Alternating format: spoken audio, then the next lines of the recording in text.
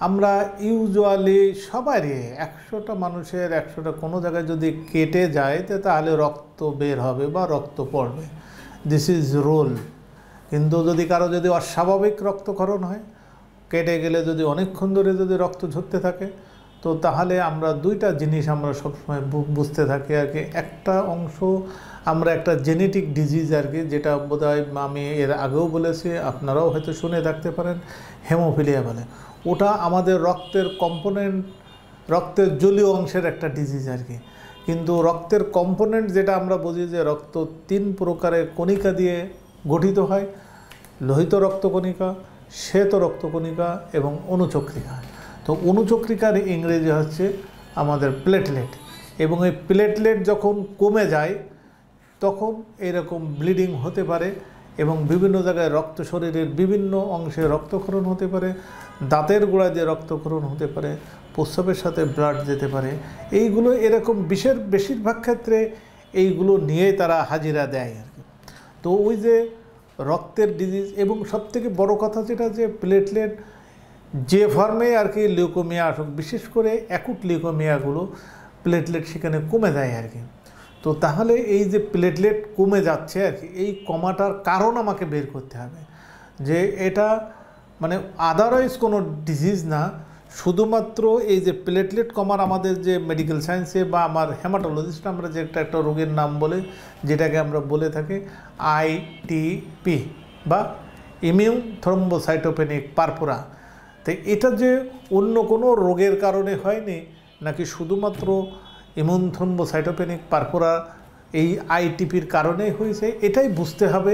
তাহলে হয়তো আমরা যদি খুব সহজে যদি বলতে পারি আর কি, যে একটা জিনিস আপনাকে মনে রাখতে হবে যে রক্তের 3টা কম্পোনেন্ট এখানে ইনভলভ হয় না, শুধুমাত্র ইনভলভ হয় অনুচক্রিকা বা প্লেটলেট, যেটাতে যখন কমে গেলে সেখানে ব্লিডিং লম্বা সময় ধরে হতে পারে আর কি।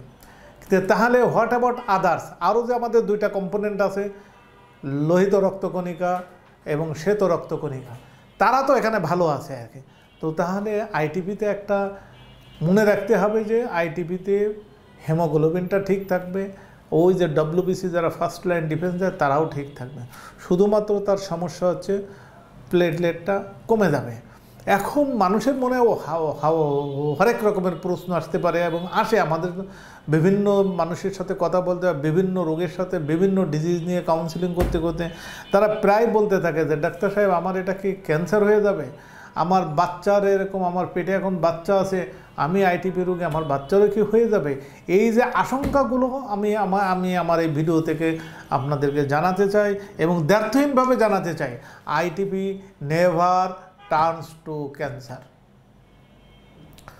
অনেক জায়গায় প্লেটলেট কম আসবে ক্যান্সার রিলেটেড ডিজিজে, কিন্তু আইটিপি যখন ডায়াগনোসিস হবে তখন সেটা নেভার টার্নস টু ক্যান্সার। অর্থাৎ তাহলে ডায়াগনোসিসটা আমার কাছে এখানে খুব ইম্পর্ট্যান্ট আর কি।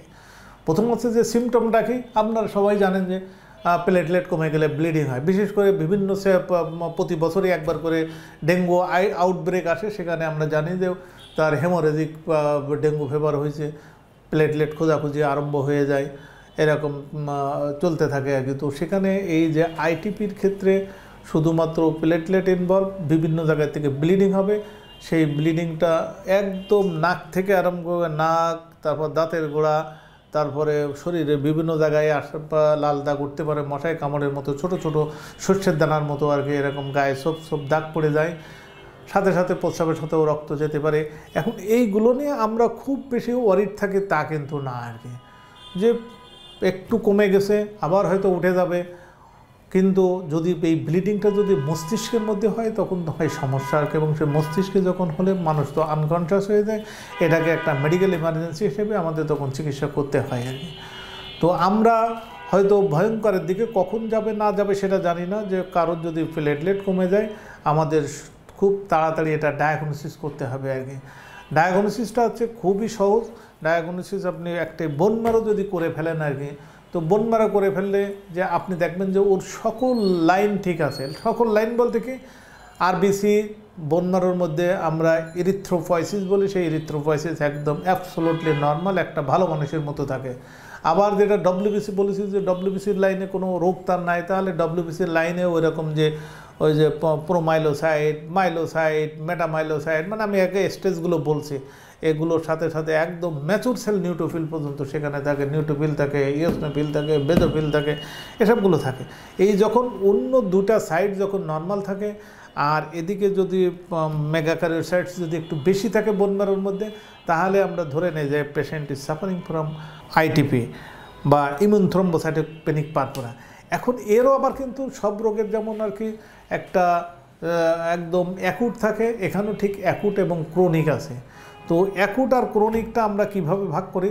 অ্যাকুটের হয়তো দেখা যায় যে প্রায় ক্ষেত্রে এটা বাচ্চাদেরই বেশি হয় এবং দেখা যায় যে 15 দিন আগে তার একটা জ্বরের হিস্ট্রি ছিল, যে কোনো একটা ভাইরাল ফিভার ছিল অথবা অন্য কোনো ফিভার, ইনফ্লুয়েঞ্জা ছিল। তো তারপরে সেইটার পরে 15-20 দিন পরে এসে তার গায়ে হঠাৎ করে তার হচ্ছে র্যাশ আসছে, পরীক্ষা করে দেখা গেলো যে প্লেটলেটটা কমে গেছে আর কি। তো এই যে প্লেটলেটটা কমে গেল আর কি, এরপরে আপনি অন্য অন্য টেস্ট করে দেখলেন, যেটা আমি বললাম যে বোন ম্যারো করেও আপনি কোনো কিছু পাইলেন না যে না এটা this is a case of ITP. এরকম ক্ষেত্রে বেশিরভাগ ক্ষেত্রে হয় কি যে ওই যে বলেন না যে বাজারে এখন পাপিয়া ছড়াই গেছে আর কি। পাপিয়া কারোর নাম না কিন্তু আর কি, পাপিয়া একটা ওষুধ বের হয়েছে আর কি, যে পেঁপের নির্যাস থেকে নাকি তৈরি করছে আর কি। তো এই যে অ্যাকুট লিউকেমিয়াগুলো আসলে ওই রকমই আর কি, এগুলো যে ঝড়ে বক মারে আর কেরামতি বাড়ে ফকিরের আর কি, এগুলো এইরকমই ব্যাপার আর কি, যে উনি পাপিয়া খাচ্ছে আর এদিক থেকে আছে অ্যাকুটটার আইটিপি হয়েছে, ওই এমনি এমনি ভালো হয়েছে, দেখা যাচ্ছে যে পাপিয়া ভালো করে ফেলছে আর কি। তো ব্যাপারগুলো এরকম না। পাপিয়া নিয়ে আমাদের যথেষ্ট কোনো স্টাডি করতে হবে, সামনের দিনগুলোতে হয়তো আমাদের যারা রিসার্চার আছে তারা এগুলো নিয়ে স্টাডি করবে, সেই স্টাডি করে তারপর বলবে যে Papiya what about Papiya role. তো আমরা আর যেটা ক্রনিক, সেই ক্রনিকগুলোতে আমাদের চিকিৎসা করতে আমাদের অনেক ড্রাগ লাগে। এখানে ফার্স্ট লাইন ড্রাগ আছে, সেকেন্ড লাইন ড্রাগ আছে, থার্ড লাইন ড্রাগ আছে, না হলে অপারেশান আছে। তো সব মিলে এগুলো কিন্তু টোটাল প্যাকেজটাই এই বাংলাদেশে আছে। এই জন্যে আমরা এবং আরও একটা কথা বলে নিলাম যে আপনি I T P never turns to cancer, অর্থাৎ don't worry, first line, second line, fourth line drug আছে, নেভার টার্নস টু ক্যান্সার। আমরা মনে করি যে এটা একটা বেনাইন ফর্মের রোগ। আমরা যখনই এটা কারোর যদি কোনো জায়গাতে অস্বাভাবিক রক্তক্ষরণ হয়, কারো যদি নাকে রক্ত যায়, কারো যদি গায়ে লাল দাগ ওঠে, তো তাহলে আপনারা সরাসরি নিকটস্থ হেমাটোলজিস্টের কাছে আসবেন। ওনারা দেখে ওনাদের বিজ্ঞ মতামত দেবেন এবং চিকিৎসা, সকল ধরনের চিকিৎসা এই দেশে আছে। আপনারা ভালো থাকুন, আপনারা সুস্থ থাকুন এবং এই ধরনের চিকিৎসা যদি কেউ হয়ে থাকে যত তাড়াতাড়ি সম্ভব আপনারা চিকিৎসা করাবেন। আমি আশা করি যে একদম 100-এ 100 এগুলো চিকিৎসা যোগ্য রোগ এবং ভালো হয়ে যাবেন, এই আশাবাদ ব্যক্ত করে আপনাদেরকে সবাইকে শুভেচ্ছা জানিয়ে আমার কথা শেষ করছি। আপনারা সবাই সুস্থ থাকুন।